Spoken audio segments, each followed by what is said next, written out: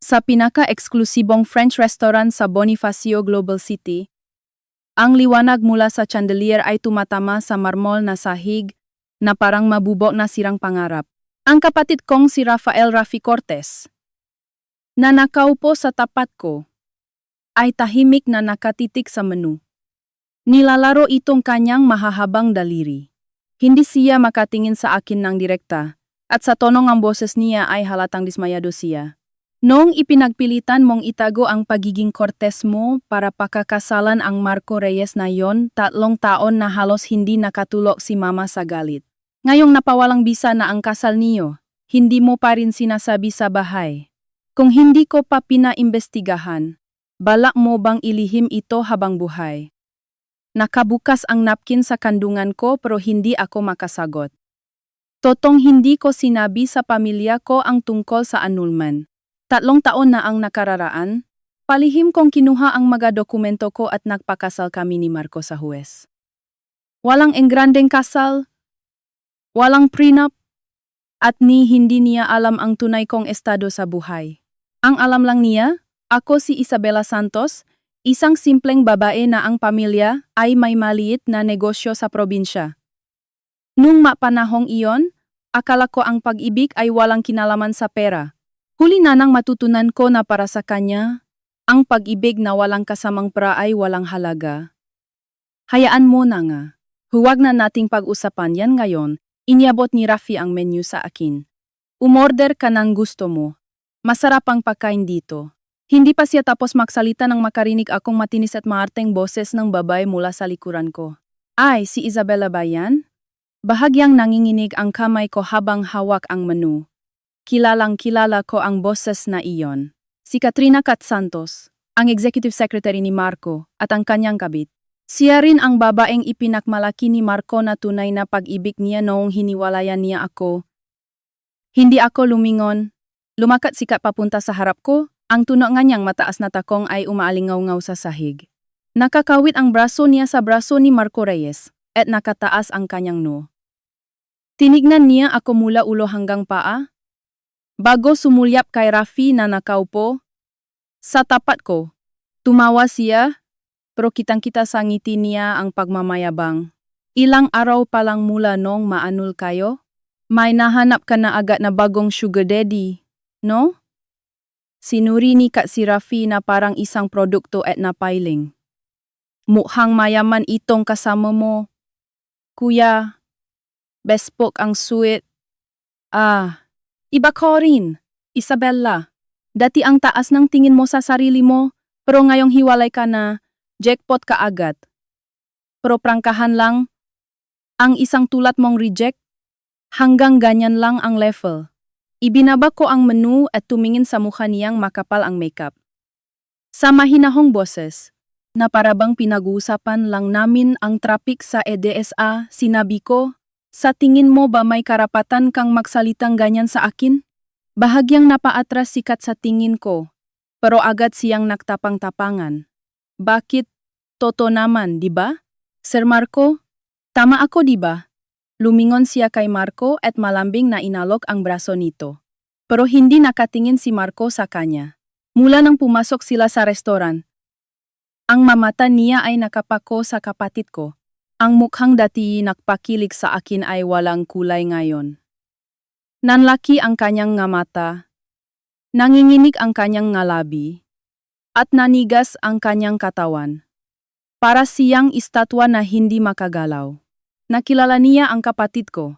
Sa mundo NG negosyo sa Pilipinas, sino ang hindi nakakakilala kay Rafael Cortez? Siya ang CEO ng Cortez Group, isang higanteng conglomerate na nagpapatakbo sa malaking bahagi ng ekonomiya ng bansa. At sa edad na 30 ay kinatatakutan na siya ng marami. Ang maliit na construction firm ni Marco ay parang isang butil lang ng buhangin kumpara sa imperyo ng mga Cortez. 3 buwan na ang nakararaan. Ginawa ni Marco ang lahat para makakuha ng meeting kay Rafi para sa isang business partnership. Pero hindi siya pinapasok sa lobby ng building nila. At ngayon, ang dating asawa niya, si Isabella na akala niya ay galing sa simpleng pamilya, ay nakaupo sa iisang mesa kasama si Rafael Cortez. Anong nangyari sa'yo? Bakit namumutla ka? Tanong ni Kat nang mapansing hindi sumasagot si Marco. Gumalaw ang Adam's apple ni Marco at bumuka ang bibig niya, pero garalgal ang boses na lumabas. Sir Rafael. Hindi siya pinansin ni Rafi. Dahan-dahang itinaas ng kapatid ko ang kanyang wine glass. Humigop ng kaunti. At pinunasan ang bibig gamit ang napkin. Ang bawat galaw niya ay elegante. Parang nasa photoshoot ng isang luxury magazine. Pero ang autoridad na lumalabas sa kanya ay nagpabigat sa hangin sa paligid. Nagangat siyang tingin, tinitigan si Marco, at bahagyang ngumiti. Hindi iyon ngiting ang kasiyahan, kundi ngiting ang isang predator na nakakitang kanyang biktima. Mr. Gala nakakatorna na makakitang kanyang biktima, Reyes. Bumasag ang malalim at malamig na boses ni Rafi sa katahimikan. Nag-enjoy ka ba sa loob ng 3 taong pang-api mo sa kapatid ko? Sa sandaling iyon, tumahimik ang buong restauran. Nanigas ang ngiti sa mukha ni Kat, nanlaki ang nga mata, at bumuka sara ang bibig na parang isdang naubusan ng hangin. Kakapatid? Pumiyo ang boses niya. Sinong kapatid? Galing lang siya sa simpleng pamilya, ibinaba ni Rafi ang baso. Sumandal sa upuan, at tinapik-tapik ang mesa. Mr. Reyes, hindi niya tinapunan ng tingin si Kat. Ang mata niya ay nakapako kay Marco. 3 taon mong pinakasalan ang eredera ng pamilya Cortez, pero ni hindi mo man lang inalam kung sino talaga siya. Namuti ang buong mukha ni Marco. Hindi lang ito takot, ito ay purong kawalan ng pag-asa na tumagos hanggang buto. Sinubukan niyang maksalita pero walang boses na lumabas sa nanginginig niyang malabi. Pamilya Cortez. Ang maalamat na Pamilya Cortez ng Manila, ang pamilyang pinangarap niyang makalapit man lang, ay naging asawa niya ang isa sa mga miyembro nito sa loob ng 3 taon. Inapi niya, at sa huli ay pinalaya sa bahay para sa isang kabit. Isabella, hindi ko alam. Hindi mo naman sinabi sa akin. Ang tono ni Rafi ay parang nakukwento lang ng karaniwang pangyayari. Tanga kasi ang kapatid ko. Naniwala siya na mabuting lalaki ang napangasawa niya. Ginamit niya ang panahong yon para itago ang pagkatao niya. Dahil baka maintimidat ka. At anong resulta? Ang ibinigay mo sa kanya ay malamig na pakikitungo, pangangaliwa, at mga salitang hindi siya karapat-dapat sa iyo. Yumuko ako at mahigpit na hinawakan ang napkin. Akala ko wala na sa akin yon pero masakit pa rin palang marinig kapag ipinamukha na sa kanya. Naramdaman siguro ni Rafi ang nararamdaman ko kaya hindi na siya nagsalita pa. Tumayo siya, at sa tangkad niya ay tila nalit si Marco. Ang gabing ito ay para ilibre ko ang kapatid ko. Kayong dalawa. Sandali siyang tumigil at tinignan ng malamig ang mukha ni Kat na ngayon ay puno ng takot. Bumalik na kayo sa pinanggalingan niyo. At Mr. Reyes, tungkol sa mga libro ngang kumpanya mo, kakausapin kang legal team namin mamaya. Biglang humagbang pasulong si Marco. Magpapaliwanag ako. Sir, misunderstanding lang to. Hindi ko alam, marami kang hindi alam. Putol ni Rafi. Hindi na siya muling tinignan at umupo ulit. Kinuha niya ang tinidor at kutsilyo at bumalik sa dating kalmadong tono. Isabella.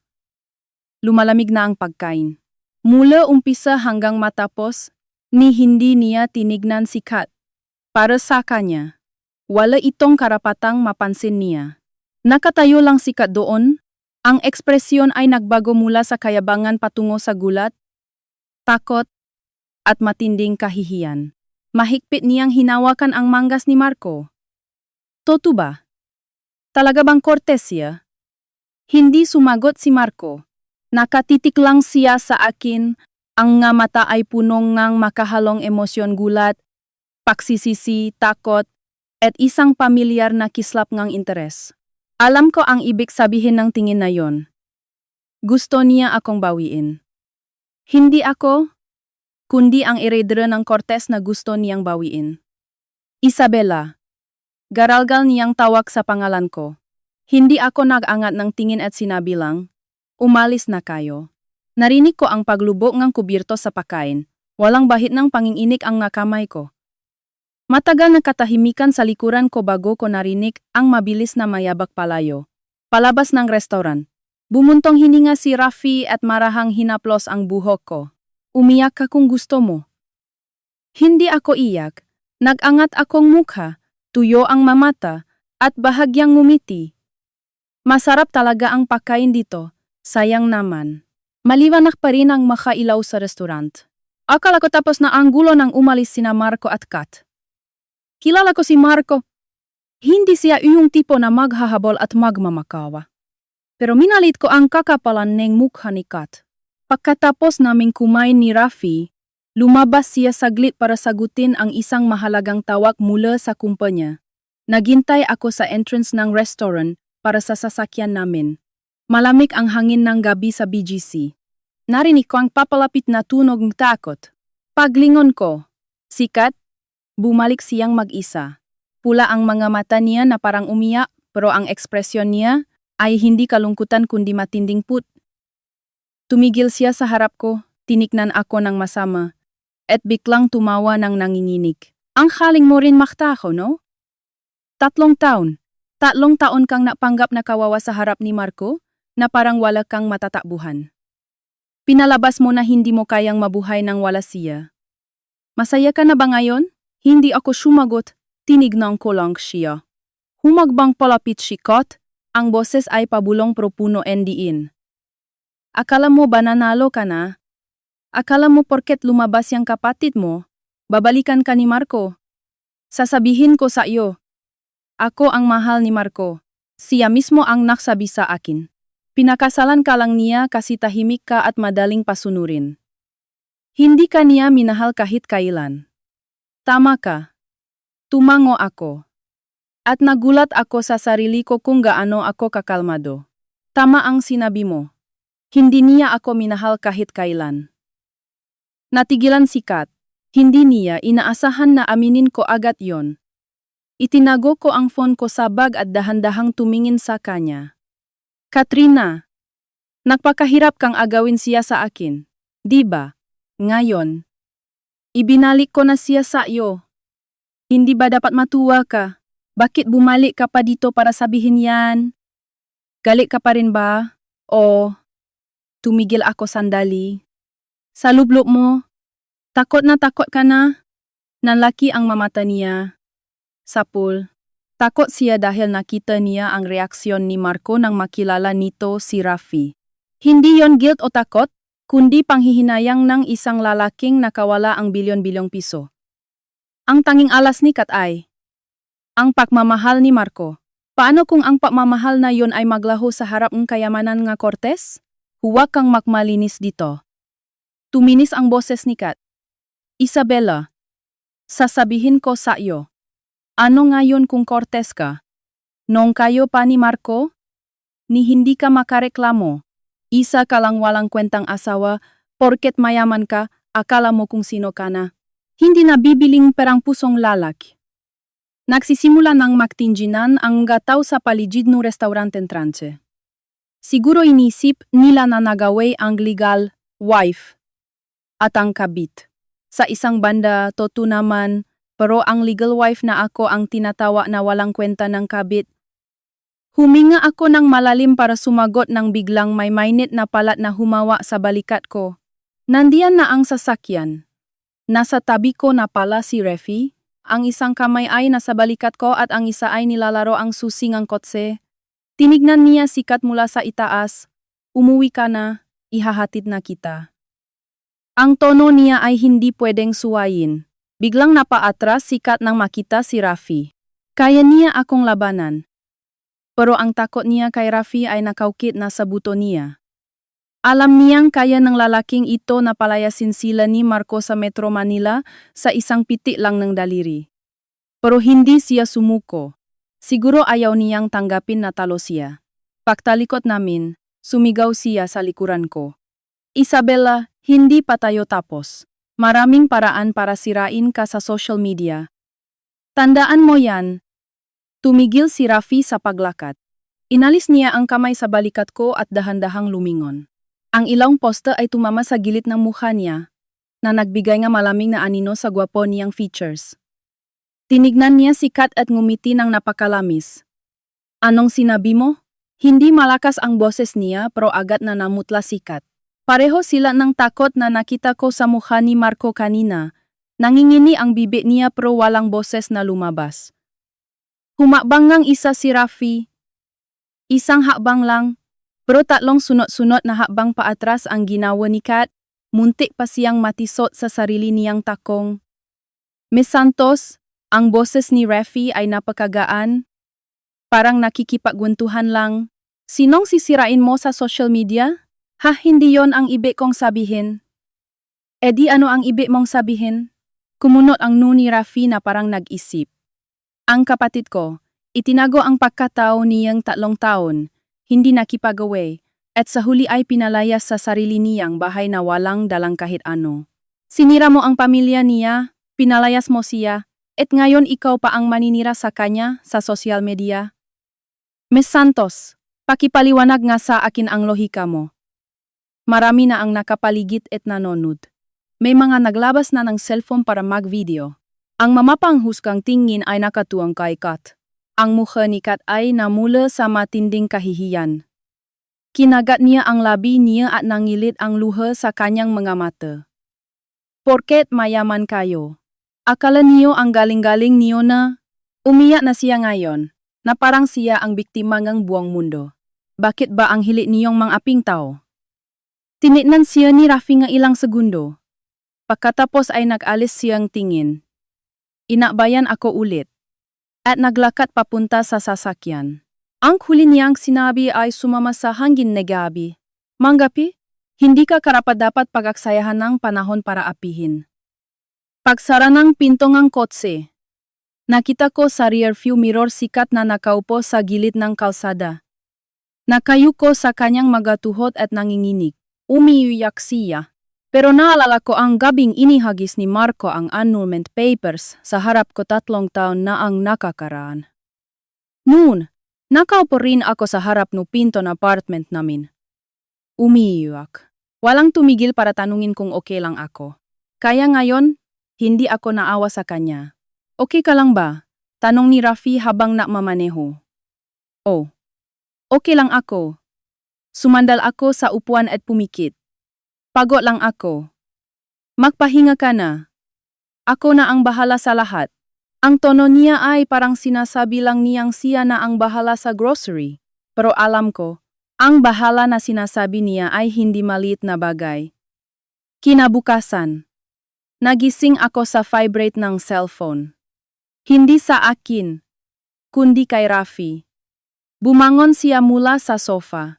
Dun siya natulog sa apartment ko kagabi dahil nakaalala siyang iwan akong mag-isa.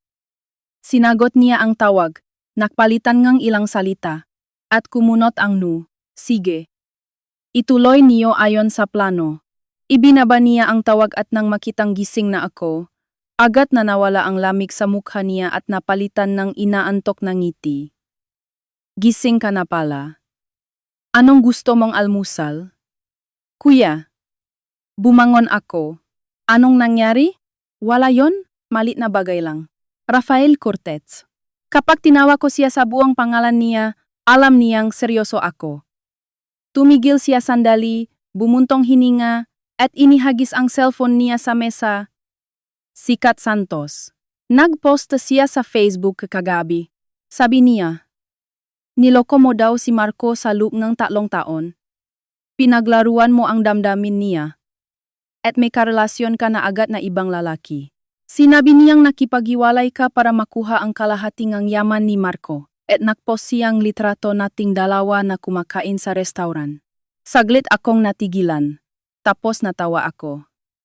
Hindi dahil nakakatawa, kundi dahil sa sobrang kahibangan ng kwento niya. Baliw na ba siya? Ikaw ang kasama ko sa litrato, tapos sasabihin niyang sugar daddy kita? Tinakpan niya ang mukha ko, sabi ni Rafi habang nakasandal sa sofa, ang makamay sa likod ng ulo. Nakablur ang mukha ko sa post. Kinuha ko ang phone at tinignan. Totunga, sa post ni Kat, burado ang mukha ni Rafi. Ang nakikita lang ay ang mamahaling suit at ang luxury watch sa pulso niya. Ang caption ay, Kakaano lang, may bagong sponsor na agad. Bilis ng pangyayari 3 taong kasal, tapon agad. Alam kaya ng bagong guy na reject na siya. Kalat na sa comment section ang pangbabash. Maraming kaibigan ni na Marco at Kat ang sumasangayon at nilalait ako. Ang landi pala niyan. Buti na lang hiniwalayan ni Marco mukhang pera at kung ano-ano pang masasakit na salita. Nanlamig ang mga daliri ko habang hawak ang phone. Hindi dahil sa mga bashers, kundi dahil kay Marco. Alam niyang ako ang nasa litrato at kapatid ko ang kasama ko. Pwede niyang linawin ang lahat, pero wala siyang ginawa. Hinayaan niyang magpost sikat ng ganito. Hinayaan niyang pagpiestahan ako ng tao. Tulad ng paghaya niya sa akin na maging parang hangin sa sarili naming bahay sa loob ng 3 taon. Huwag mo nang tignan yan. Kinuha ni Rafi ang phone sa akin, tumayo, at pumunta sa bintana para tumawag. Chief of Security, kunin niyo ang CCTV footage ng restaurant kagabi. At sabihin niyo sa legal department na maghanda ng official statement.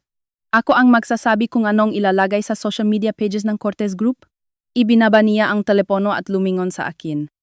Ang nga mata niya ay may kakaibang kislap. Isabela, ano yon kuya? Ngayon ituturo ko sa kanila kung ano ang totoong pang-aapi. 3 oras ang lumipas. Sabay-sabay na nagpost ang mga official social media accounts ng Cortez Group ng isang statement. Hindi ito mahabang paliwanag o warning mula sa abogado. 3 litrato lang at isang panggungusap.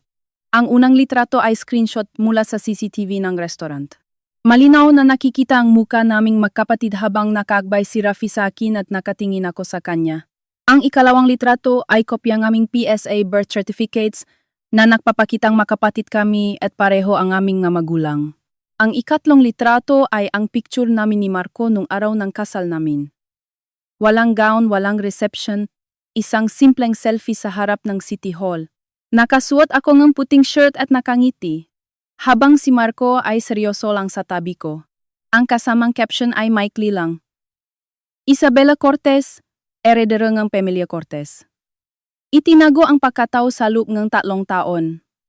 At naanul ang kasal nang walang nakuha kahit piso. Sa mga nakakalat ng fake news makita-kita tayo sa korte, wala pang 10 minuto mula nang ipost yon. Sumabog na ang comment section. Hindi lang ito simpleng viral. Crash ang ilang sites dahil sa dami ng interactions. Oh my God! Cortez es Palacia! Kapatid Nexio! Grabe! Yung Marco Reyes.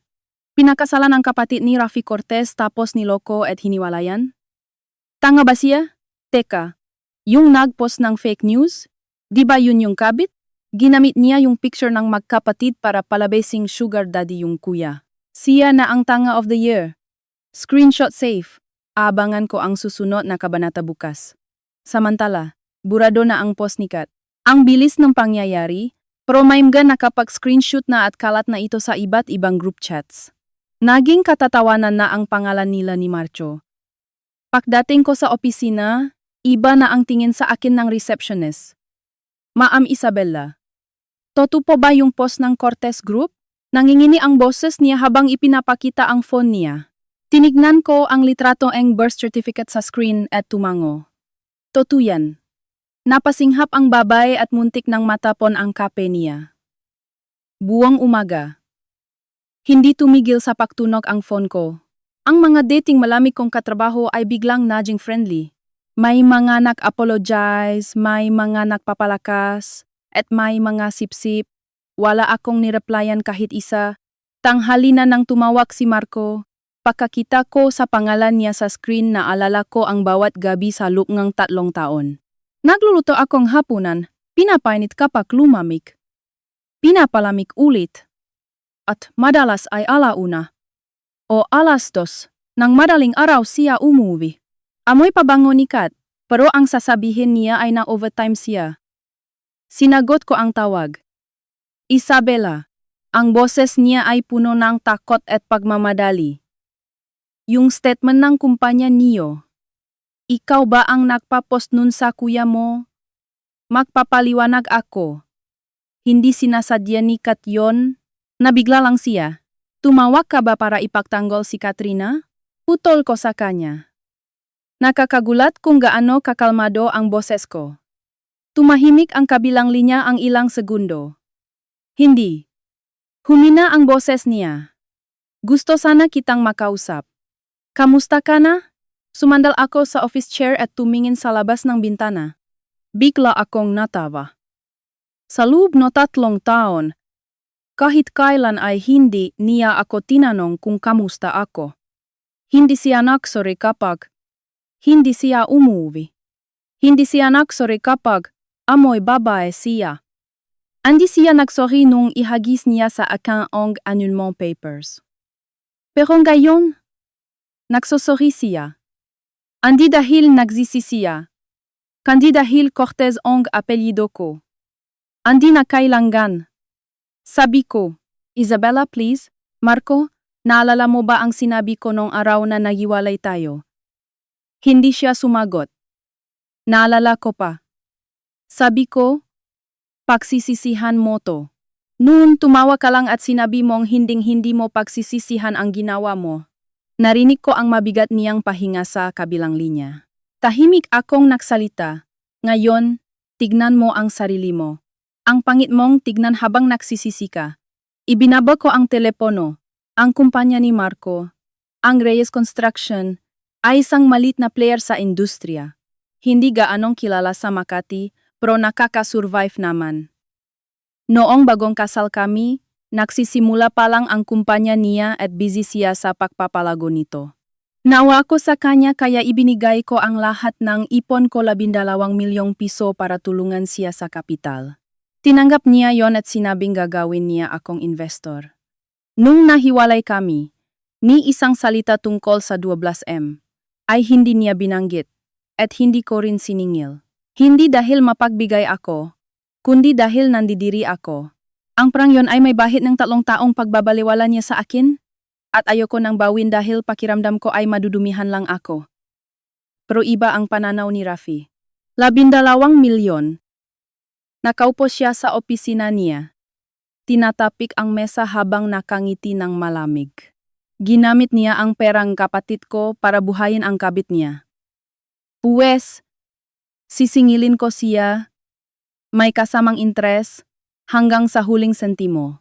Sa sumunod na 72 oras, nasaksihan ko ang baksingang kapangyarihan ng Cortez Group. Unang araw, sabay na itinigin ng 3 major suppliers ng construction materials na pawang subsidiaries ng Cortez Group ang transaksyon nila sa Reyes Construction. Sila ang supplier ng 60% ng materyales ni Marco, kaya't napahinto agad ang kalahati, nege operasyon nege kumpanya niya. Tumawag si Marco, pero hindi ko sinagot. Tumawag siya sa reception ng kumpanya namin, sa mga katrabaho ko, pati sa landline ng apartment ko. Isabella, pakiusap naman, sabihin mo sa kuya mo na itigil na to. Masisira ang kumpanya ko. Ang boses niya ay garalgal na parang ilang araw nang hindi natutulog, at puno ng desperasyon na ngayon ko lang narinig. Hindi ako sumagot. Ikalawang araw, nagpadala ng demand letter ang legal team ng Cortez Group sa Reyes Construction. Tungkol ito sa 12 milyong pesos na nawawala. Walang promissory note o kontrata, pero hindi yung problema. Ang mahalaga, ang Cortez Group ay may 15 na top-notch lawyers, samantalang ang abogado ni Marco ay isang maliit na law office lang ang kaya. Nang hapon ding yon, kinanselang ang pinakamalaking kliyente ni Marco, isang malaking real estate developer ang kontrata nila. Pero ibinasura ang buong proyekto. Ang major stockholder ng developer na yon ay isang Cortez din ang tiyuhin ko. Ikatlong araw. Tumigil ang pagtawag ni Marco. Dumiretso siya sa lobby ng Cortez Tower sa BGC. Nasa penthouse ang opisina ni Rafi at mula sa floor-to-ceiling windows, kitang-kita ang buong business district. Nasa opisina ako ni Rafi para papirmahan ang ilang dokumento nang tumingin ako sa ibaba at may nakitang pamilyar na figura sa tapat ng building. Nakasuot si Marco ng gusot na polo shirt. Luwag ang kurbata, at mukhang ilang araw nang hindi naliligo. May hawak siyang buket ng pulang rosas, at nakatingala sa building namin. Mainit ang sikat ng araw Setyembre, at pawis na pawis siya. May malaking bakas ng pawis sa likod ng shirt niya. Nakatayo lang siya doon na parang tanga. Nasa baba ang ex mo? Lumapit si Rafi sa tabi ko, sumulyap sa ibaba, at nagsalita na parang nakokomento lang sa panahon. Halos 1 oras na siya diyan. Papaalisin ko ba sa security? Nag-isip ako sandali at umiling. Uwa na. Hayaan mo siyang tumayo diyan hanggat gusto niya. Tinignan lang ako ni Rafi at hindi na nagsalita. Pagkaraan ng 1 oras, may mga usisero na sa paligid. Pagkaraan ng 2 oras, may nag-video na at nag-post sa social media. Ang title, CEO ng Reyes Construction. Nagmamakaawa sa harap ng Cortez Tower para balikan siya ng ex-wife na Cortez Heres. Pagkaraan ng 3 oras, lagpas 1 million views na ang video. Puno ng pang-asar ang comments. Nung nambababay siya, hindi niya naisip to. No?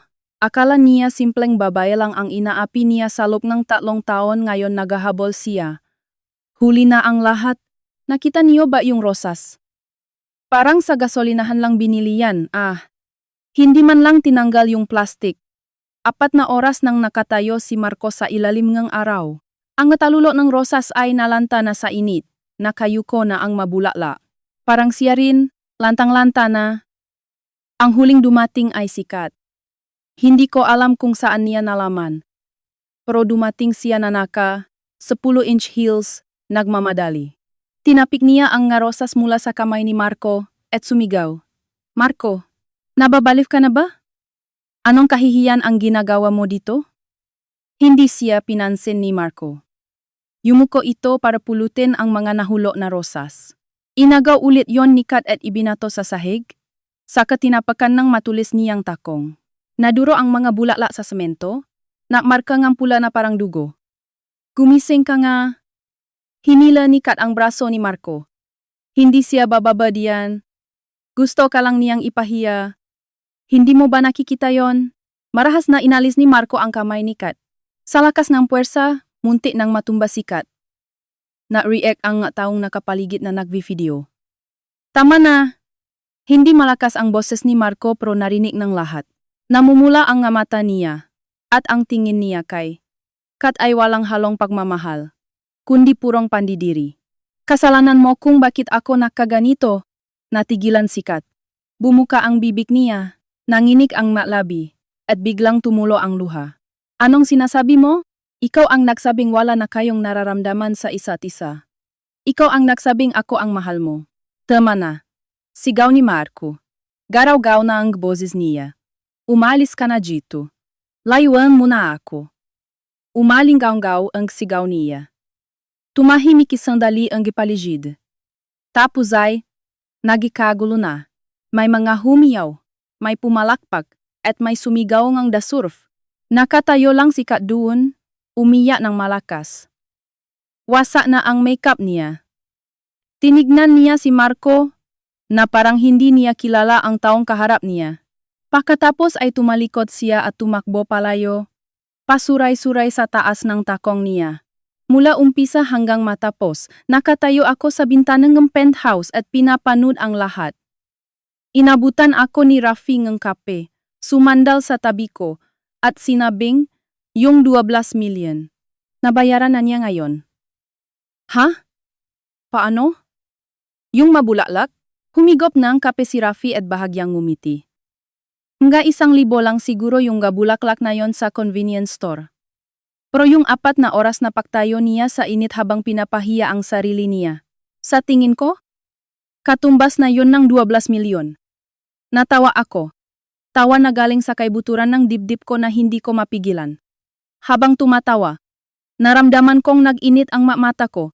Hindi dahil kay Marco, kundi dahil kay Rafi. 3 taon. Hindi. Mula nung araw na palihim akong umalis ng bahay para magpakasal, 3 taon siyang nahintay. Nahintay ng pagkakataon para ipahiganti ako. Kuya. Salamat. Hindi sumagot si Rafi.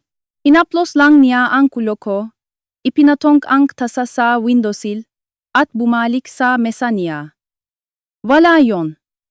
Sa dasma ka umuwi ngayong gabi. Nagluto si mama na sinigang, Kanina pa yon nakasalang. Ang ancestral house ng mga Cortes ay nasa Dasmariñas Village sa Makati. Malawak ang lupain, at mula sa gate hanggang sa pintong gang bahay ay 5 minutong lakad.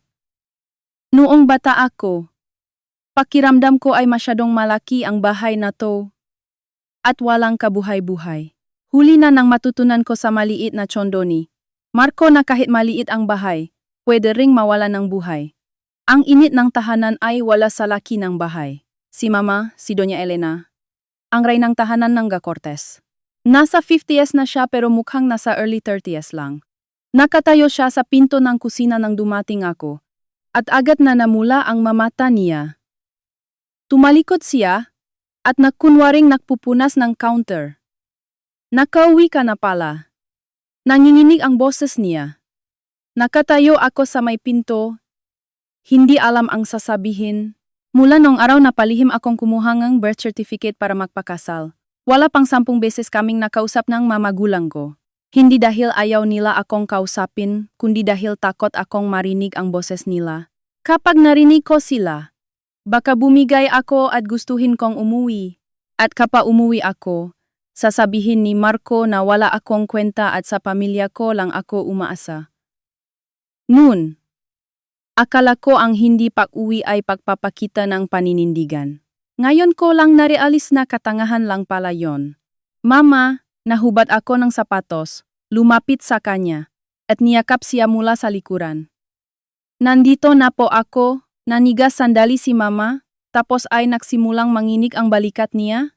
Hindi siya humarap, nakahawak lang ang makamay niya sa counter, at tumutulo ang luha niya sa marmol. Mabuti naman at nakauwi ka na. Salamat sa Diyos. Si Papa, si Don Augusto, ay nakaupo sa sala, hawak ang diaryo na hindi niya namamalayang baliktad pala. Pagpasok ko, ibinaba niya ang diaryo, tumikhim, at nagseryoso ang mukha. Mabuti naman at naisipan mong umuwi. Ang tapang-tapang mo noon, di ba? 3 taon kang hindi umuwi. Ni hindi mo sinabing hiwalay ka na pala. Wala ka bang galang sa pamamahay na to, kahit galit ang boses niya?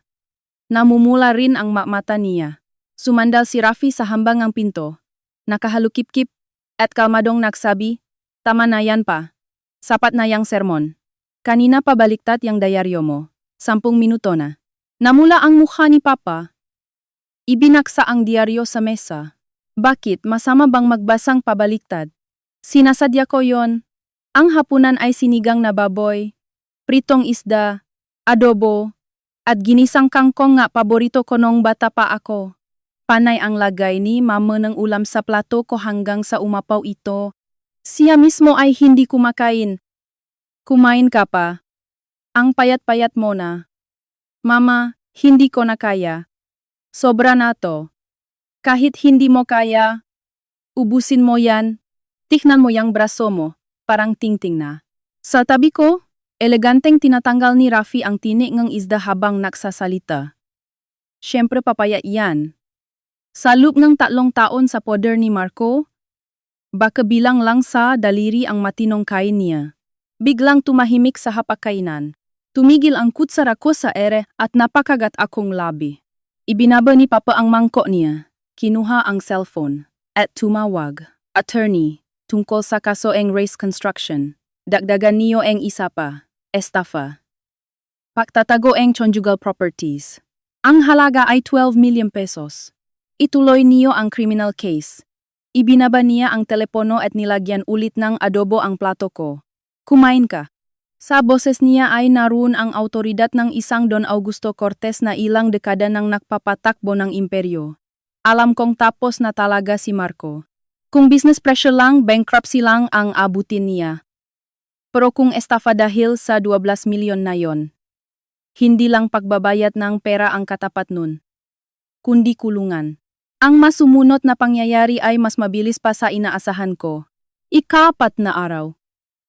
3 shareholders ng Reyes Construction ang sabay na pull out ng investment nila.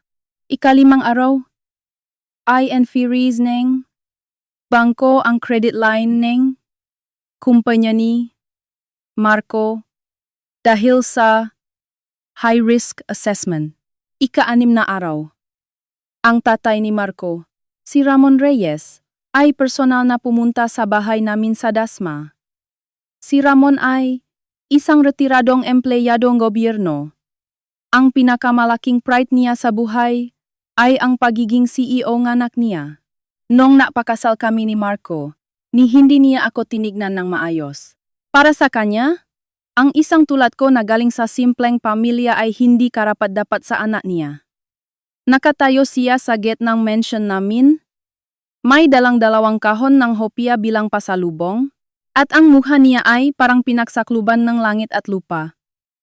Don Augusto, Doña Elena, nandito po ako para humingi ng tawad para sa tarantadong anak ko. Nakaupo si Papa sa kabisera ng sala, hawak ang tasa ng saa at hindi nagsasalita. Nakatayo lang si Ramon doon. Hindi alam kung alis o tutuloy. At pinagpapawisan ng malamig. Si Isabela po. Tinuring naman po namin siyang parang tunay na anak sa pamilya namin. Ang nangyari po ay, naging tanga lang si Marco at nagpaloko sa babaeng yon, kay Kat. Pinalayas na po namin yung babae. Nagsisisi na rin po si Marco sa pagkakamali niya. Sana po, sa wakas ay nagsalita si Papa. Ang boses niya ay kalmado pero matigas. Sinabi mo bang tinuring niyo siyang parang tunay na anak? Opo. Don Augusto. Totoo po yon. Kung ganun, tatanungin kita. Ibinaba ni Papa ang tasa at humarap kay Ramon. Sa loob ng 3 taong tumira si Isabela sa bahay niyo, ang kwarto niya. Ay, yung maliit na kwarto sa likod na walang bintana. Tama ba? Mainit doon kapag tag-araw, at kulob kapag tag-ulan. Samantalang kayong 3 mag-anak ay nasa malalaking kwarto na may aircon. Yan ba ang pagturing na parang tunay na anak? Namutla si Ramon. Araw-araw, pag uwi niya galing trabaho, siya pa ang nagluluto ng hapunan niyo habang kayong 3 ay nakaupo sa sofa at nanonood ng TV. Naghihintay na pagsilbihan. Siya ang nahuhugas ng pinggan, naglalampaso ng sahig, at naglilinis pati ng banyo niyo. Yan ba ang pagturing na parang tunay na anak? Don Augusto. Hindi po. Misunderstanding lang po yon. May isa pa, tumayo si Papa at lumapit kay Ramon. Alam niyong mag-asawa na ng bababae ang anak niyo, di ba? Hindi niyo lang siya hinayaan, kinunsinti niyo pa at tinulungang magtago. Ilang beses kumain yung kabit na yon sa bahay niyo. Nanginginig ang bibig ni Ramon, hindi makasagot. 6 na beses. Si Papa ang sumagot para sa kanya. Pinaimbestigahan ko. 6 na beses. At nagluto pa daw ng espesyal na kare-kare ang asawa mo para sa kabit na yon, tama? Tahimik ang buong sala. Nalaglag ang mga kahon ng hopya mula sa kamay ni Ramon at gumulong sa sahig. Mr. Reyes, makakaalis ka na. Tinalikuran siya ni Papa. Sabihin mo sa anak mo, ang anak na Cortez ay hindi napakasal sa inyo para maging katulong. Yung 12 million pesos, sisingilin namin yung kasama ang 3 taong interes at pati na rin moral damages para sa panggigipit niyo sa kanya. Ang nga abogado ko ang mako-compute. Walang labis, walang kulang. Umalis si Ramon na parang lantang gulay. Muntik pa siyang madapa sa pinto palabas. Lumabas? Si Mama galing kusina. Pula ang mamata niya, at may dala siyang plato ang hiniwang prutas. Inilagay niya yon sa harap ko, umupo sa tabi ko, at hinawakan ang kamay ko. Isabella, po? Yung, lalaking yon. Hindi ka man lang ba niya pinakain ng prutas kahit minsan? Natigilan ako. At biglang nanikip ang dibdib ko. Oo nga pala. Ang nanay ni Marco. Laging sinasabi na mahal ang prutas kaya dapat magtipid. Ang mabinibili niyang prutas ay itinatago niya sa ref nila sa kwarto. Kapag kukuha ako, tinitignan nila ako na parang nagnanakaw ako ng pera nila. Hindi ako sumagot. Hinila ko lang ang plato ng prutas. May mansanas, ubas, mangga at pakwan na mayos na nakahayin. Tumuso akong isang pirasong mangga at isinubo. Ang tamis. Sobrang tamis na tumulo ang maluha ko. Ikapitong araw. Hindi na nakpakita si Marco sa tapat ng Cortes Tower. At tumigil na rin ang matawag niya. Akala ko sumuko na siya at tinanggap na ang realidad. Pero minalit ko ang desperasyon ngang isang lalaking wala ng matatakbuhan. Nang hapong yon, nag-overtime ako at lumabas ng opisina lakpas alas 7 na. Madilim na sa labas at mas malamig na ang hangin. Naglakad ako papunta sa MRT station. Pagkatapos ng annulment, ibinenta ko na ang kotse ko. Yung kotseng yon ay binili ni Marco, pero nakapangalan sa akin. Ayoko nang may matirang kahit anong alaala niya kaya ibinenta ko na. Nasa kalagitnaan akong paglalakad nang makarinig akong yaba sa likuran ko. Mabilis, parang humahabol. Paglingon ko, si Marco. Sa loop lang ng 7 araw, sobrang payat na niya. Lumubog ang makapisgi niya, may timang ilalim ng mata, magulo ang balbas. Gusot ang damit niya, at wala na siyang kurbata. Para siyang taong nawalan ng kaluluwa. Isabella. Garalgal na ang boses niya. Tumigil ako at tinignan siya. Pero hindi ako nagsalita. Pumunta daw si Papa sa inyo. Humakbang siya palapit kaya humakbang ako paatras. Nakita ko ang sakit sa mga mata niya nang gawin ko yon. Isabella, kahit saglit lang. 10 minuto lang, mag-usap tayo. Anong pag-usapan natin? Tungkol sa atin. Natawa ako.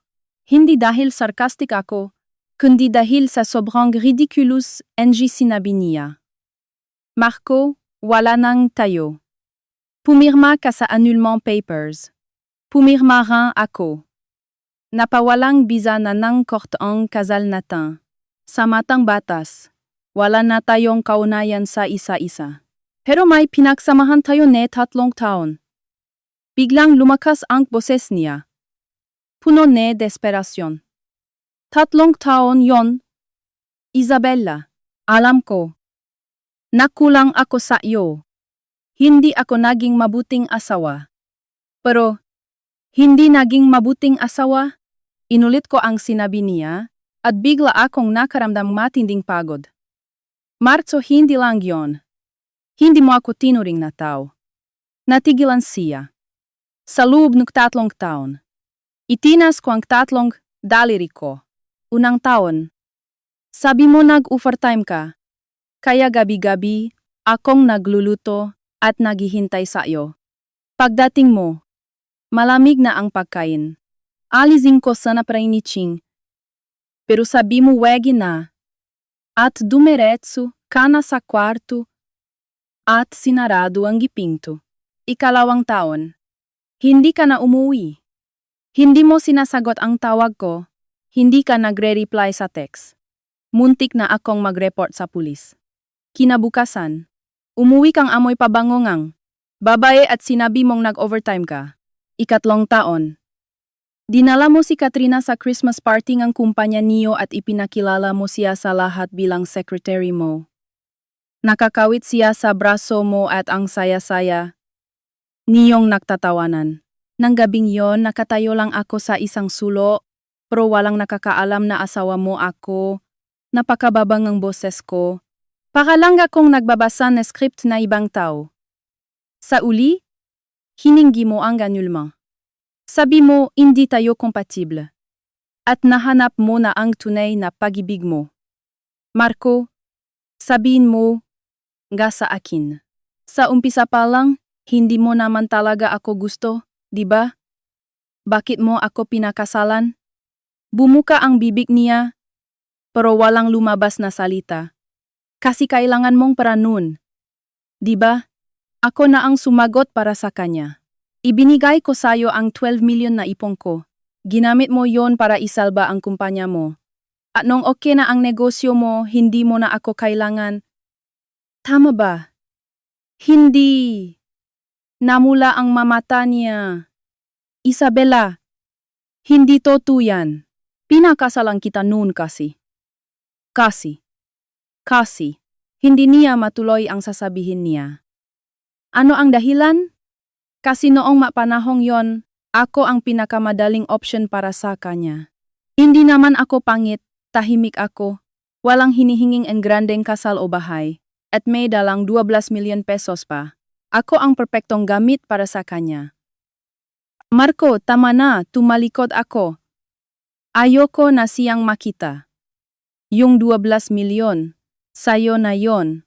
Isipin mo na lang na tuition fee ko yun sa 3 taong pag-aaral ko sa buhay.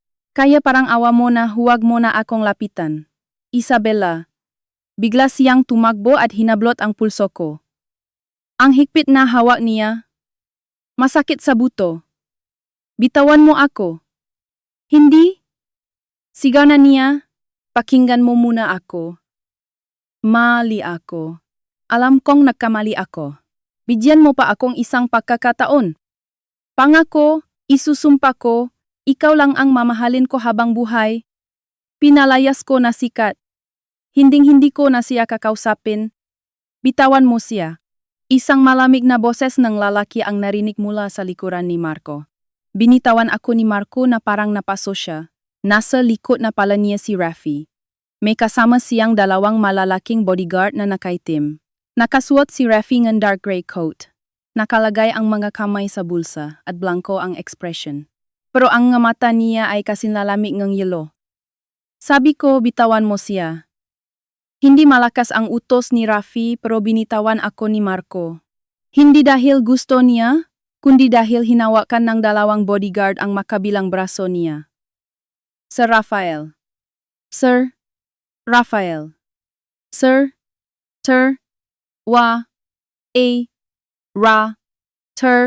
Sir Rafael. Magpapaliwanag po ako. Anong ipapaliwanag mo? Lumapit si Rafi kay Marco at tinignan ito ng masama. Yung pahawak mo sa pulsong kapatid ko? O yung 3 taong pagpapabaya mo sa kanya? O yung 12 million na ninakaw mo? Nangingini ang bibi ni Marco, hindi makapagsalita. Yumuko si Rafi at bumulong sa tenga ni Marco. Mahina lang siya lang ang makakarinig. Mr. Reyes, magpasalamat ka at dumating ako para pigilan ka. Kung hindi, baka hindi ka.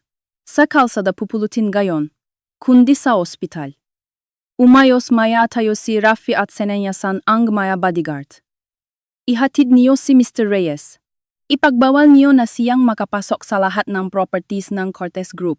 At sabihin niyo sa mga kaibigan natin sa business community. Mukhang masyadong maraming free time si Mr. Reyes ngayon, kaya huwag na muna silang magbigay ng proyekto sa kanya.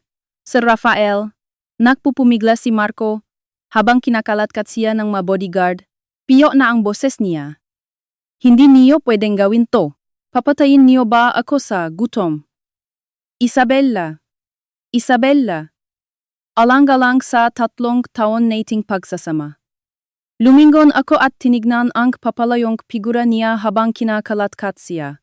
Lumingon din siya para tingnan na ako. Samgamata niya. May huling kislap ng paasa. 3 taong pagsasama? Kumuno ang nuko at bahagyang ngumiti.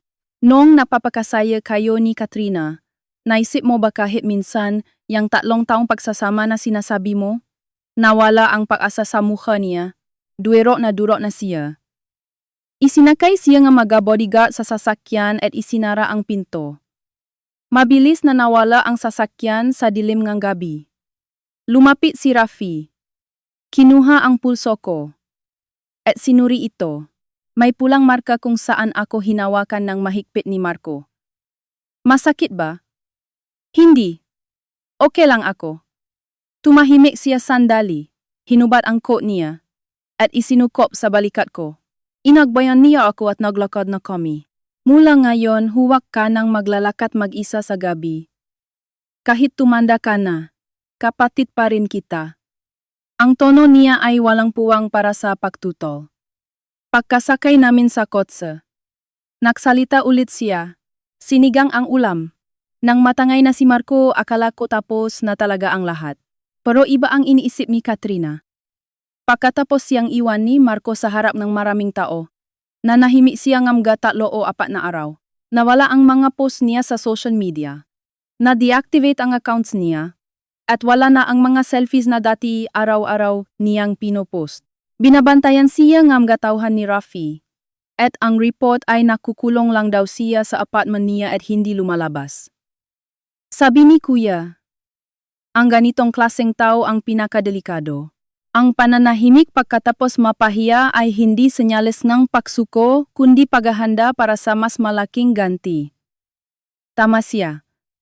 Ika-10 araw, may tumawag sa akin mula sa isang unknown number. Isabella, ikaw ang sumira sa buhay ko. Boses ni Katyon. Garalgal, mababa, at puno ng histerya. Parang katahimikan bago ang bagyo. Katrina, ikaw ang sumira sa sarili mong buhay. Tumahimik ka.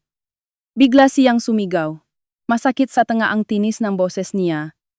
Huwag kang magmalinis. Sino ka ba sa akala mo? Ipinanganak ka lang naman sa mayaman na pamilya. Bukod sa pera ng magulang mo, anong meron ka? Mahigpit kong hinawakan ang phone at hindi nagsalita. Sasabihin ko sa'yo, Isabella. Hindi pa tayo tapos. Si Marco ang pinaka-importante sa'yo, di ba? Kasi Cortez Jerez ka, di ba? Pues, ipapaalam ko sa lahat kung anong klaseng babae ang isang Cortez Jerez. Naputol ang tawag. Nang gabing yon, may isang anonymous account na nagpost ng mahabang thread sa isang sikat na gossip blog. Ang title ay sensational, shocking. Ang tunay na kwento sa likod ng 3 Gomayar secret marriage ng Cortez Jerez, panloloko, pang-aapi, at ang tunay na dahilan ng hiwalayan. Ang nilalaman ng thread ay isang kwentong pulido ang pagkakagawa. Sinabi doon na pagkatapos naming ikasal ni Marco, lagi akong nagrereklamo at madalas akong wala sa bahay. Gastadora daw ako at ginawa kong ATM ang kumpanya ni Marco. Ang dahilan daw ng pakikipagiwalay ko ay dahil may nahanap akong mas mayaman na lalaki. May naka-attach na litrato namin ni Rafi na kumakain sa restaurant. Ang anggulong pagkaagbay niya sa akin ay mukhang intimate. Kaya pwedeng mapagkamalang magkarelasyon kami. Ang pinakamasama ay may naka-attach na audio recording. Ito ang huling pag-away namin ni Marco bago kami nagpaanul. May nag-record pala ng palihim. Sa audio, rinig ang boses ni Marco. Isabella, kahit kailan hindi mo itinuring na tahanan ang bahay na to, di ba? Sumagot ako. Kasi hindi naman talaga naging tahanan ko to. Sabi ni Marco. Edi anong gagawin natin? Magiwalay na lang tayo? Sabi ko. Sige.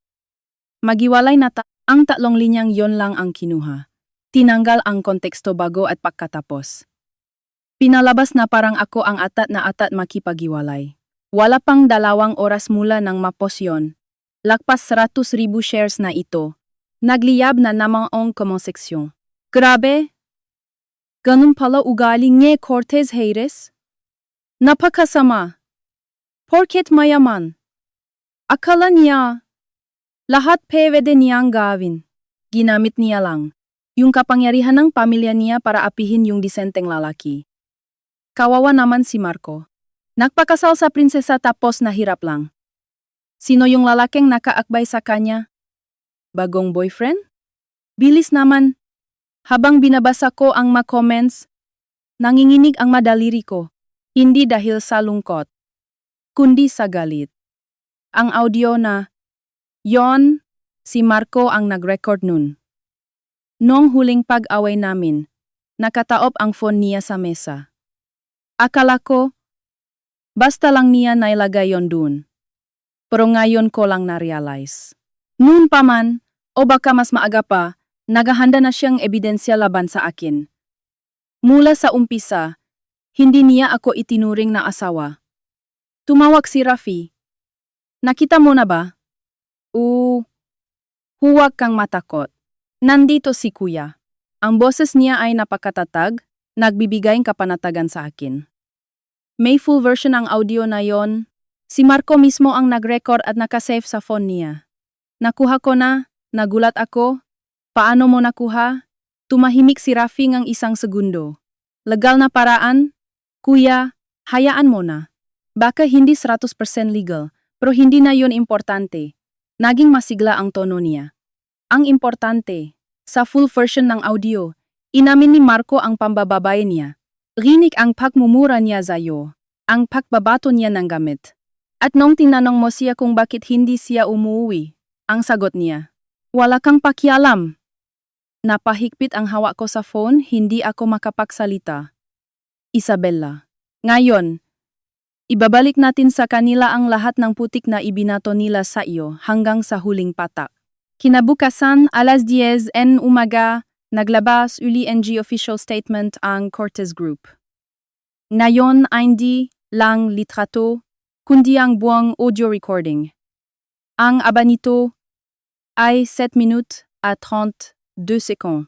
Walang edit, walang putol, ang kumpletong recording. Sa audio. Boses ni Marco. Kahit saan ako magpunta, wala kang pakialam. Boses ko, asawa mo ako, Marco. Boses ni Marco, asawa. Akala mo ba porket may marriage contract tayo, asawa na kita? Isabella, sasabihin ko sa iyo. Pinakasalan lang kita kasi tahimik ka at madaling pasunurin. Pero ngayon araw-araw ka na lang nagrereklamo. Anong saysaying pagpapakasal sa iyo? Tunok ng ibinabatong gamit. Boses ko, yung Katrina Santos. Anong relasyon niyo? Tumahimik si Marco na 2 segundo. Kung alam mo na, bakit nagtatanong ka pa? Boses ko. Marco, sa loob ng 3 taon, gaano katagal na kayo? 1.5 taon na. Ano ngayon? Mahal namin ang isa't isa. Kung hindi mo matanggap, mahiwalay na tayo. Matagal na katahimikan bago ako sumagot ng mahinahon. Sige, mahiwalay na tayo. Pang-asar ni Marco, mabuti naman. Yung tsondo, akin yon bago tayo ikasal. Yung kotse, nakapangalan sa akin. Yung kumpanya, wala kang kinalaman doon. Alis ka nang walang dalang kahit ano, maliwanag ba? Boses ko, maliwanag. Dito natapos ang audio. May kasamang maikling caption ng post. Isabella Cortez, eredera ng pamilya Cortez. Itinago ang pagkatao sa lubeng 3 taon at naanul ang kasal nang walang nakuha kahit piso. Ang recording na ito ang ebidensya. Sa mga nakakalat ng fake news, magkita-kita tayo sa korte. Ang comment section ngayon ay hindi lang sumabog para itong nuclear explosion. Grabe. Edited pala yung unang audio. Marco Reyes, tao ka ba? 1.5 taon kang nambabae tapos ikaw pa ang galit? Yung Katrina Santos ba yung kabit? Ang kapal ng muka niyang magpost ng ganun? Ma'am Isabella, sorry po sa mga nasabi ko kanina. Nagpadala ako sa fake news. Teka, sino ba talaga yung lalaking nakaakbay sa kanya? Pakilala niyo naman. Pakaraan ng 10 minuto, niretweet ni Rafi ang official statement gamit ang personal account niya. Ang caption niya ay isang pangungusap lang. Ako ang kuya niya. May kasamang family picture. Nakaupo sina Don Augusto at Doña Elena sa gitna, si Rafi sa kaliwa, at ako sa kanan. Nasa 12 o 13 years old siguro ako sa litrato. Nakapigtails at nakangiti ng walang kamuwang-muwang. Lumindol ulit sa comment section. Oh my God! Yung bagong boyfriend daw. Si Rafi Cortez pala. Kapatid niya. Yung kabit, ginamit yung picture ng makapatid para palabasing may sugar daddy yung babae. Tanga ba siya?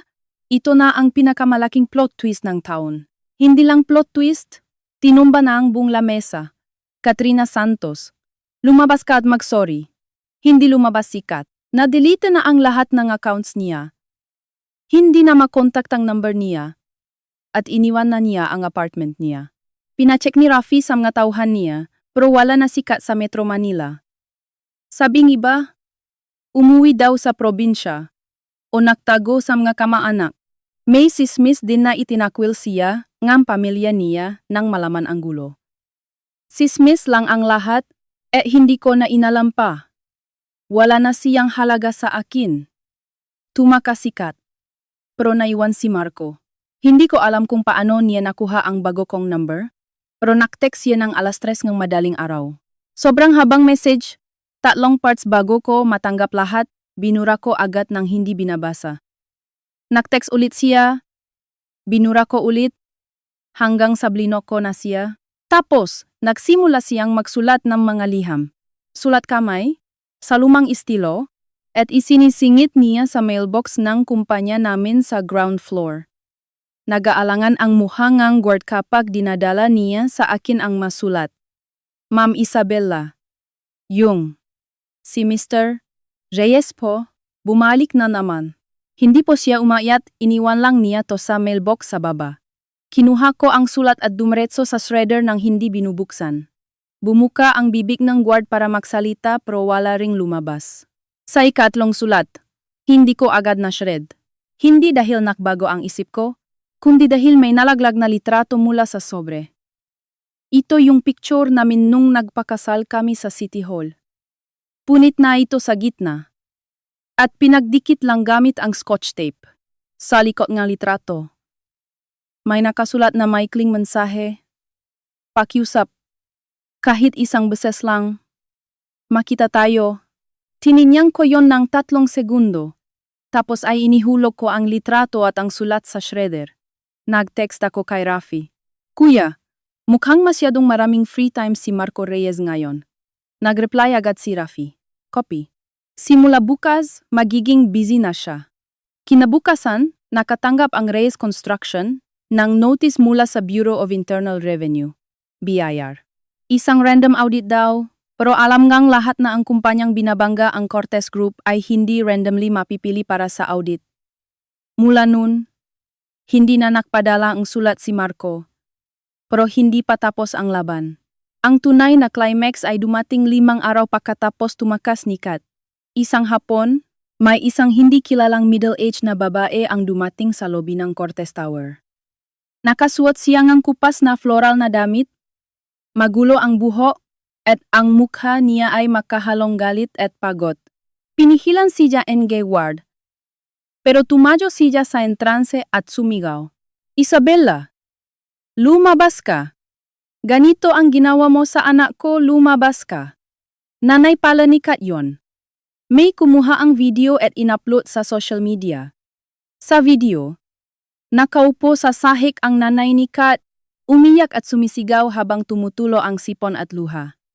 Matino ang anak ko, pero dahil sa inyo, hindi na siya makauwi ng bahay. Nagmamahalan talaga sila ni Marco. Porkit mayaman at makapangyarihan kayong mag-Cortez, pwede niyo na kaming apihin. Yung Isabella na yan, hindi niya kayang hawakan ang asawa niya. Tapos sa anak ko isisisi lahat. Dumami ang mga usisero. May mga nakikiusibo, may mga nang iinis, at may mga nag-video. Nang subukan siyang palisin ng God, nagpagulong-gulong siya sa sahig at nagiyak. Nasa meeting si Rafi nang matanggap niya ang report. Ipinatigil niya ang meeting, tinignan ang video, at nandilim ang mukha niya. Papasukin niyo. Dalhin niyo sa executive lounge. Tawagan niyo rin ang legal department. Sabihin niyong i-record ang lahat ng mangyayari. Tumigil siya sandali. Tawagin niyo si Isabella. Pagdating ko sa lounge, nakaupo na ang nanay ni Kat sa sofa. May hawak na tasa ang tsaa. Palilingalinga siya sa magarang paligid at hindi mapigilang mapangiti. Pagkakita niya sa akin, agad niyang ibinaba ang tasa at binalik ang mukhang kawawa. Ikaw ba yung Isabella? Opo. Tinignan niya ako mula ulo hanggang pa at ngumuso. Hindi ka naman pala kagandahan. Kaya siguro iniwang ka ni Marco. Sumimanggot si Rafi at magsasalita sana. Pero pinihilang ko ang kamay niya. Mrs. Santos. Umupo ako sa tapat niya at nagsalita ng mahinahon. Nandito po kayo dahil kay Katrina. Tama po ba? Malamang. Tuminis ang boses niya. Dahil sa inyo, napilitang magtago sa probinsya. Ang anak ko, nawalan siya ng trabaho, nasira ang pangalan niya, at nawalan pang ang mapapangasawa. Paano niyo babayaran yon? Anong klaseng kabayaran po ang gusto niyo? Daños perwisyo. Itinaas niya ang isang daliri. 5 milyon. Kapag kulang ng kahit piso, hindi ko kayo patatawarin. Mayaman naman kayong mag-Cortez. Barya lang sa inyo ang 5 milyon. Tinignan ko ang nakataas niyang daliri at bigla akong natawa. Nay, Alam niyo po ba kung anong ginawa ng anak niyo? Wala akong pakialam kung anong ginawa niya. Anak ko siya. Hindi ko mapapayagan na apihin niyo siya. Pumasok siya sa relasyon ng may relasyon. Uminto ako sandali. Alam niyang kasal si Marco, pero pumatol pa rin siya sa loop ng 1.5 taon. Kinumbinsi niya si Marco na hiwalayan ako para siya ang pumalit sa pwesto ko. Kumain siya sa bahay na tinitiran namin ni Marco. Umupo sa sofa ko at ginamit ang mga plato ko. Alam niyo po ba ang lahat ng yon? Nagbago ang mukha ang nanay niya. Pero agad ding bumalik sa pagmamatigas. Ano naman ngayon? Hindi naman napipigilan ang pag-ibig? Diba? Si Katrina ang mahal ni Marco. Anong saysay na ipaksiksikan mo ang sarili mo kung ayaw na sayo? Tumango ako. Ibig sabihin po, kapag mahal ng lalaki ang kabit niya, tama na ang ginagawa nila. Huwag mo akong daanin sa mga pa-intelektual na salita mo. Basta, kung hindi, niyo ibibigay ang 5 milyon, hindi ako alis dito. Biglang tumayo si Rafi. Hindi niya tinignan ng matanda. Dumiretso siya sa pader at may pinindot na button. Bumukas ang malaking screen sa lounge at nagpakita ng file folder. Mrs. Santos, bago kayo magdesisyon na huwag umalis, iminumungkahi kong tignan niyo muna to. Binuksan niya ang isang file. Sunod-sunod na lumabas ang mga litrato sa screen. Mga litrato ni na Ketch at Marco na magkakasama. Sa restaurant, sa hotel, sa loob ng kotse. Bawat isa ay may petsa. Ang pinakaluma ay may petsang 1.5 taon na ang nakararaan noong mag-asawa pa kami ni Marco. Ang malitratong ito ay nakuha mula sa cellphone ni Marco Reyes. Walang emosyon ang boses ni Rafi. Sa panahon ng pambababae niya, marami siyang kinuha na litrato. Alam din ito ni Katrina Santos at voluntaryo siyang nagpa-picture. Sa batas, lahat ng ito ay ebidensya ng adultery at concubinaga. Namutla ang mukha nga. Nanay ni Kat. Binuksan ni Rafi ang ikalawang file. Screenshots ito usapan ni Kat at kaibigan niya sa social media. Kat, pumunta ako sa bahay ni Marco kanina. Ang panghit lasa luto asawa niya. Kaibigan, pumunta ka sa bahay nila? Wala ba yung asawa? Kat, nandun. Pagkatapos niyang magluto, dumiretso na siya sa kwarto niya. Sabi kasi ni Marco, huwag na siyang lumabas. Hahaha, nakakatawa. Sarili niyang bahay, pero para siyang katulong. Kaibigan, grabe ka naman. Hindi ba sobra na yan? Kat, anong sobra? Kasalanan niya kung hindi niya kayang hawakan ang asawa niya, no? Nagsimulang manginig ang kamay ng matanda. Binuksan ni Rafi ang ikatlong file. Audio recording naman. Boses ni Kat. Marco, kailan mo ba siya hihiwalayan? Boses ni Marco. Maghintay ka lang kaunti. Nasa kumpanya ko pa yung 12 milyon niya. Kapag nailipat ko na yung pera, hihiwalayan ko na siya. Kat, 12 milyon? Mayaman din pala siya, no? Marco, ipon daw niya yon. Tanga talaga yung babaeng yon. Kat, bilisan mo na. Ayokong maging kabit habang buhay. Natapos ang audio. At sobrang tahimik sa lounge na rinig ang mabigat na pahinga ng nanay ni Kat. Mrs. Santos, pinatay ni Rafi ang monitor at humarap sa matanda. Kanina, humihingi kayong 5 milyon bilang danyos. Kung gayon, tatanungin ko rin kayo. Ang anak niyo ay nakipagsabwatan kay Marco Reyes para lokohin ang kapatid ko at makuha ang 12 milyon pesos niya. Paano natin sisingilin yon? Putlang-putla na ang mukha ng matanda. Bumuka ang bibi niya. At garalgal na boses ang lumabas. Estafa po yan. Ayon sa batas, kapag malaki ang halagang naloko, ang parusa ay reclusion perpetua o habang buhay na pagkakulong.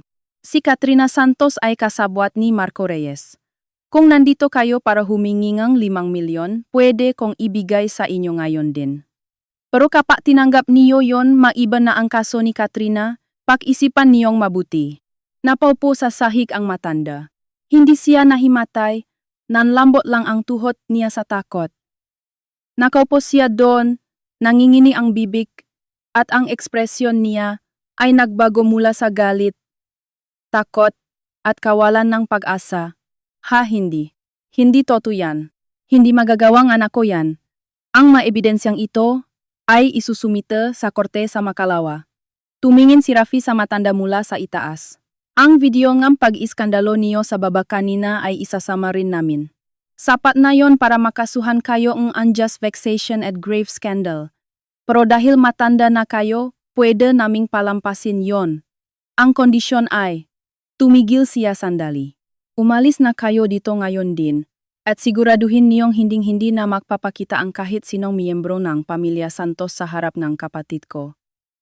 Inalalayan ng mag-guard ang matanda palabas. Pasuray-suray siya maglakad na parang nakatapak sa bulak.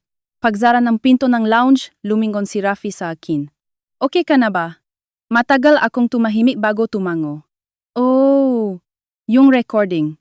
Saan mo nakuha? Kumurap si Rafi, nawala ang lamig sa mukha niya, at nag-inosente. Legal na paraan. Kuya. Okay, fine. Nasa akin ang cellphone ni Marco. Kinuha niya ang phone sa bulsa niya at iwinagaywe. Nung nadrama siya sa baba ang 4 na oras, nahulot niya tunong paalis na siya. Pinulot ko lang at tinig na ng laman. Hindi naman pagnanakaw ang pamumulot, di ba? Hindi ko alam ang sasabihin ko habang nakatingin sa seryoso niyang mukha. Huwag kang mag-alala. Lahat ng data diyan ay na-authenticate ng forensic experts namin, kaya pwedeng gamitin sa korte, sa Makalawa. Matatanggap na nina Marco at Kat ang supuena nila. Lumapit siya at tinapik ang ulo ko. Uwi na tayo. Luto na ang sinigang. Sinigang na naman. Pero ngayon, sinigang na may gabi. Iba na ang lasa. Dumating ang supuena pagkaraan ng 2 araw. Natanggap ni Marco ang supuena habang nasa opisina siyang Reyes Construction. Kalahati na lang ang laman ng opisina. Wala ng suppliers, wala ng kliyente. 70% ng empleyado ay umalis na, at ang mga natira ay naghihintay na lang ng separation pay. Ayon sa sismis, pinunit daw niya ang supuena pagkatanggap. Tapos ay pinulot din isa-isa ang mapiraso at pinagdikit ng scotch tape. Katulad ng ginawa niya sa litrato ng kasal namin. Sikat naman, sa probinsya natanggap ang supuena. Nag-hysterical daw ang nanay niya at nag-eskandalo. Kaya kinailangan pang awatin ng mabarangay tanod at pulis. Ang sabi ng pulis, Mrs., kahit anong panahon, mali ang ginawang anak niyo. Magpasalamat na lang kayo at hindi kayo kinasuhan ng kabilang panik sa ginawa niyong gulo dito. Tumahimik na lang kayo. Sa wakas ay tumahimik din ang nanay ni Kat. Pero ang totoong pagtatapos ng lahat ay nangyari sa korte pagkaraan ng 7 araw. Hindi ako dumalo sa pagdinig. Sabi ni Rafi, hindi na kailangan. Ang legal team ng Cortes Group ay binubuo ng 15 na top-notch lawyers. Ang lead counsel ay 25 years ng veterano sa batas at hindi pa natatalo. Pagkakita niya sa mga ebidensya, isa lang ang sinabi niya. Tapos na ang boxing. Panalo na tayo. Noong araw hearing, nasa opisina ako ni Rafi. Naghihintaying balita. Ang bagangang takbo nga oras sa orasan sa pader. Parang sinasadya nitong patagalin ang bawat segundo. Nakaupo si Rafi sa mesa niya, nagbabasa ng mga dokumento, at kalmado lang ang ekspresyon, na parang isang karaniwang Miyerkules lang ngayon. Pero alam kong kinakabahan din siya. Mas mabagal siyang magbasa kaysa sa karaniwan, at 2 beses niyang pinirmahan ang isang dokumento. Kuya, 2 beses mong pinirmahan yan. Tumingin siya sa dokumento, hindi nagbago ang ekspresyon, isinara ang folder, at inihagis sa gilid. Hindi importante yan. Alas 4:17 nga hapon, tumunog ang phone ni Rafi. Sinagot niya. Nakinig ilang segundo, at dahan-dahang ngumiti. Sige. Salamat sa inyo. Ibinaba niya ang telepono at tumingin sa akin. 2 salita lang ang sinabi niya, pero sapat na. Tapos na. Guilty sa estafa. Si Marco. Reclusion temporal. 12 to 20 years na pagkakulong. Si Katrina. Prison mayor. 6 to 12 years bilang kasabwat. Ang 12 milyon na nakuha nila ay kailangang ibalik ng buo, plus interest sa loob ng 3 taon at moral damages. Ang total ay nasa 15 milyon pesos. Sumandal ako sa sofa at bumuntong hininga ng malalim. Hindi saya ang naramdaman ko, kundi isang pakiramdam ng kaginhawaan na parang nabunutan ako ng tinik sa dibdib. May isa pa, tumayo si Rafi, lumapit sa bintana, at tumingin sa ibaba. Ang Reyes Construction ay opisyal nang nag-file ng bankruptcy kanina. Pinabit ko ang investment arm natin para bilhin ang assets. Bibilhin mo? Bakit? Lumingon siya. Dahil sa ilaw mula sa likuran niya, hindi ko maaninag ang ekspresyon niya. Pero sa boses niya, naroon ang matatak na desisyon. Hindi pwedeng masayang ang 3 taon mo. Mabilis ang naging proseso ang bankruptcy ang Reyes Construction. Wasa na kasi ang kumpanya dahil sa economic blockade ng Cortez Group. Wala nang suppliers, wala nang kliyente, frozen ang bank accounts, at wala nang pambayad sa mga empleyado. Lahat ng assets ni Marco ay na-freeze. Ang bahay, kotse, iPhone, at stocks niya ay kinuhang korte para ipambayad sa mga utang at danyos. Yung tsondo na sinabi niyang sa kanya bago kami ikasal at wala akong karapatan, ay na-foreclose at isinubasta. Ang nakabili ay si Rafael Cortez. Ang presyo, 12 milyon pesos. Eksaktong halagang dapat bayaran ni Marco sa akin. Nang ibigay sa akin ni Rafi ang titulo ng tsondo, nasa hardin akong bahay namin sa Dasma, kasama si Mama. Ano to? Ang dote mo? Binuksan ko ang titulo at nakita ko ang pangalan ko. Ang tsondo kung saan ako pinalayas at itinuring na katulong sa loob ng 3 taon ay akin na ngayon ng buo. Huwag kang iyak, umatras ng isang hakbang si Rafi. Inilagay ang makamay sa bulsa at nakunwaring naiinis. Ayoko sa lahat yung nakikita kang umiyak. Hindi ako umiyak. Nangilit ang luha ko. Napuwing lang ako. Bahala ka na kung anong gagawin mo sa tsondo na yan. Ipa-demolish mo, ipa-renovate, o ibenta mo. Desisyon mo yan. 3 araw akong nag-isip. Sa ika-4 na araw, tumawag akong contractor at ay pinagod ang buong kondo. Pinatanggal ko ang wallpaper, ang tiles, pati ang kitchen cabinets. Lahat winasak.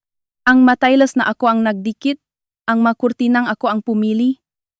Ang kitchen counter na ilang beses kong kinuskos lahat ay naging tambang basura. Tinanong akong foreman kung anong gagawin sa mayon. Sabi ko, itapon niyo lahat. Sa pinakamalayong lugar na pwede niyong paktapunan. Habang nire-renovate ang tsondo sa loob ng 2 buwan, isang beses lang akong pinuntahan ni Marco. Habang nakalaya pa siya pansamantala bago ilipat sa Bilibid, kailangan niyang makreport sa korte linggo-linggo. Sobrang payat na niya, at sa halip na suit, nakasuot siya nga kupas na jacket. Maikli ang buhok niya, at mukha siyang tumandangang 10 taon. Hindi siya lumapit, nakatayo lang siya sa kabilang kalsada, malayo sa akin, at nakatingin. Nasa entrance ako ng kondo noon, kausap ang foreman tungkol sa plano ngang bagong CR. Naramdaman kong may nakatingin kaya nag-angat ako ngang mukha at naktama ang mga mata namin. Sa kabilang ang kalsada, nakita kong gumalaw ang mga labi niya. Masyadong malayo para marinig ko ang boses niya. Pero nabasa ko sa bibig niya ang sinabi niya. Sorry, chiniginan ko siya nege 3 segundo. Tapos ay nagahalis ako enige tinging at ipinagipatuloy ang pakikipagiusapi sa foreman. Nang tumingin ulit ako, wala na siya sa kabilang kalsada. Nabalitaan ko na lang na dinala na si Marco sa Bilibid para pagsilbihan ang sentensya niya. Ang tatay niyang si Ramon ay na-stroke dahil sa kahihiyan at 2 buwang na ospital. Paglabas niya ng ospital, tumahimik na siya ng tuluyan. At hinding-hindi na niya binanggit sa ibang tao ang successful CEO niyang anak. Mas malala ang sinapit ni Kat. Habang naghihintay ng pakakulong, umuwi siya sa probinsya. Pero kalat na ang balita doon. Ang video ng paiskandalo nga nganay niya sa harap ng Cortez Tower ay nakarating na rin sa lugar nila, kaya alam ngang lahat na ang anak niya ay nambabay sa Maynila, nanloko nga asawa para makakuha ng pera, at nakulong. Ang litrato ng malit na sari-sari store ng pamilya nila ay pinost sa social media na may caption na, "Ito ang tindahan ng pamilya ng kabit. Boycott natin." Nakakadiri. Wala pang isang buwan. Naksara ang tindahan nila. Kung saan nagpunta si Kat pagkatapos nun. Walang nakakaalam. At wala na ring may pakialam. 3 buwan ang lumipas. Idinaos ang Christmas party ngang Cortez Group. Ang venue ay sa Grand Ballroom ngang isang sikat na hotel sa Makati. Ang mabisita ay ang mabigatin sa mundo negosyo sa Pilipinas. Si Papa, si Don Augusto, ay nakasuot ng bespoke dark gray suit, maayos ang buhok, at nakaakbay kay Mama sa entrance ng ballroom para salubungin ang nga bisita. Si Mama ay nakasuot ni emerald green na terno. Nakayos ang buhok. At suot ang diamond earrings na regalo ni Papa noong 30 wedding anniversary nila. Nakatayo siya doon, nakangiti ng may grasya. Lahat ay humahanga sa ganda at tindi ng maasawang Cortez. Si Rafi ay nasa loop ng ballroom. Nakikipag-usap sa mga CEOs ng ibang kumpanya. Bihira siyang makurbata. Pero ngayon ay nakasuot siya ng navy blue na tie na kakulay ng gown ko. Siya mismo ang nagpadala nun sa akin. Sabi niya, "Christmas party 2, dapat matching tayo." Nakatayo ako sa gilid ng ballroom, nakatingin sa glass window. Pinagmamasdan ang city lights ng Makati sa gabi. 3 buwan. Mula noong maanol kami hanggang ngayon, eksaktong 3 buwan. Parang 3 taon na ang lumipas. Pero parang 3 araw lang din. Kinakabahan ka ba? Nasa likod ko na pala si Rafi, may dalang 2 baso ng champagne, at inyabot ang isa sa akin. Hindi. Sumandal siya sa pader at tinignan ako sa gilid ng mata niya. Kapag kinakabahan ka, lagi mong hinahawakan ang tenga mo. Kanina ka pahawa ng hawa diyan, 3 beses na. Napababa ako ng kamay at na-realize kong nahuli na naman niya ako. Pwede bang kahit minsan? Pagbigyan mo naman ako. Malabo yan.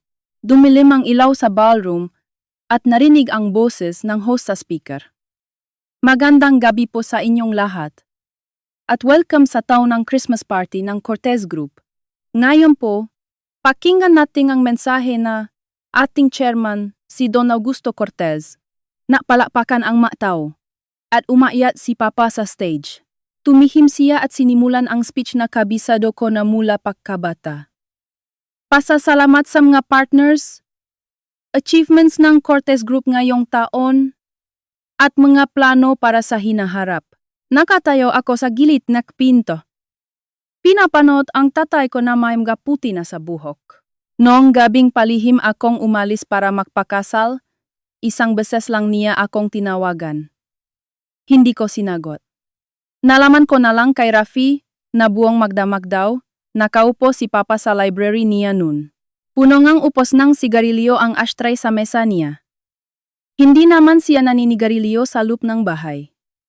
Noong gabing yon lang. At bago ako magtapos, may isa pa akong gustong ipahayag sa inyong lahat. Ang boses ni Papa ang nabalik sa akin sa kasalukuyan. Tumigil siya sandali sa stage, tumingin sa direksyon ko sa gilid ng pinto.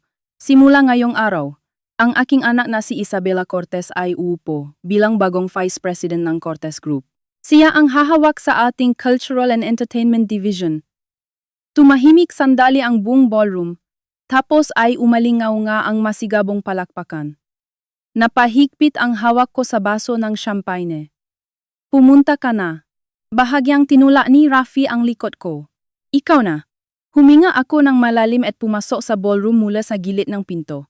Tumama sa akin ang spotlight, at daan-daang mata ang sabay-sabay na tumingin sa akin. Mga matang gulat, mausisa, at nagbubulungan. Sa mga tinging yon, May mga nakakita sa akin nung nag-iiskandalo si Kat sa harap ng restaurant. May mga nakabasa ng official statement ng kumpanya. At may mga ngayon lang nakakita sa eredera ng Cortez sa unang pagkakataon. Umakyat ako sa stage at tumayo sa tabi ni Papa. Iniabot niya sa akin ang microphone, bahagyang namumula ang mga mata pero nakangiti. Sige na, magpakilala ka. Kinuha ko ang mic, tumingin sa daming ang tao sa ibaba, at tumahimik ng 3 segundo. Magandang gabi po sa inyong lahat. Ako si Isabela Cortez. Muling nakpalakpakan ang mga tao, mas malakas kaysa kanina. Nitong mga nakaraang buwan, siguro ay marami kayong nabasa o narinig na balita tungkol sa akin. May toto, may hindi, at may mga sadyang gawa-gawa lang para manira. Napakastable e nega boses ko. Nagulat din ako sa sarili ko kung gaano ako kakalmado. Pero hindi na, yon importante ngayon. Ang importante ay nakatayo ako dito sa harap niyo bilang bagong Vice President ng Cortez Group. Tumahimik ang lahat. Ang entertainment division ng Cortez Group ay magfo-focus sa paggawa ng mga content na tumatalakay sa kwento ng makababaihan. Mga pelikula, teleserye, digital content. Basta nagbibigay itong lakas at boses sa makababaihan, susuportahan namin ito. Tumigil ako sandali, dahil naranasan ko mismo. Alam ko kung anong pakiramdam ngang binalewala, iniwan, at niloko. Alam ko kung anong pakiramdam ngang bumangon mula sa pinakamababang punto ngang buhay. Kaya ang gusto kong gawin ay ipaalam sa mas maraming kababaihan na hindi niyo kailangang mag-isa sa laban niyo. Ikatlong beses na nakpalakpakan ang nga tao. Ngayon, may kasama ng hiyawan. Sa gitnang karamihan, nakita ko si Mama na nakatakip ang bibig at nakasandal sa balikat ni Papa habang nanginginig sa iya. Nakita ko rin si Rafi na nakatayo sa sulok. Itinataas ang baso niya sa akin, suot ang pamilyar niyang mapaglarong ngiti.